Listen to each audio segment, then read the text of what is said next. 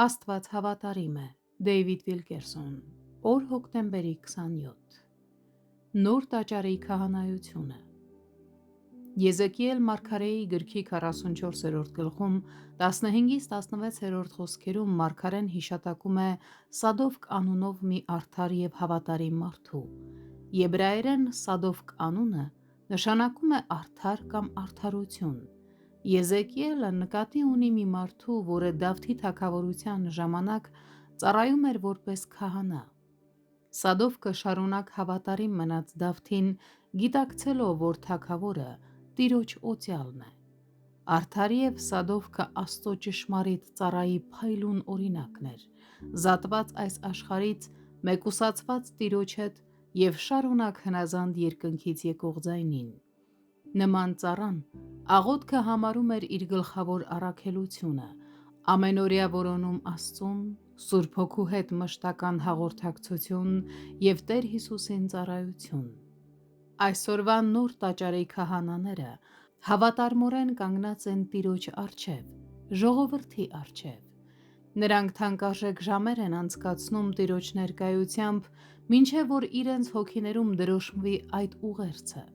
Երբ նրանք դուրս են գալիս Աստծո ներկայությունից, նրանք կարողանում են անմիջապես խոսել մարդկանց սրտերի հետ։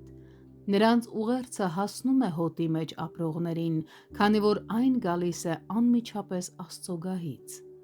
Տերը Սադովկի քահանայության մասին այսպես է խոսում. «Նրանք պիտի սրբարանը մտնեն, և նրանք պիտի մոտենան իմ սեղանին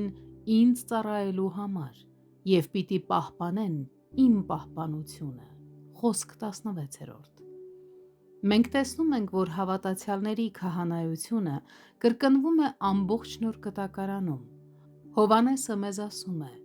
«Եվ մեզ թագավորներ և քահանաներ արավ Աստծո և իր Հոր համար» (Հայտնություն 1:6 խոսք)։ Պետրոսը գրում է. «Դուք էլ կենդանի քարերի պես շինվեցեք հոգևոր տաճար, սուրբ քահանայություն, որ հոգևոր պատարագներ մատուցանեք Աստծո ընդունելի Հիսուս Քրիստոսի ձեռովը» (Ա Պետրոս 2:5 խոսք)։ Դուք գուցե չունեք ծառայողական լիազորություններ, բայց դուք նույնքան կոչված և ձեռնադրված եք ծառայելու Սադովկի քահանայության մեջ,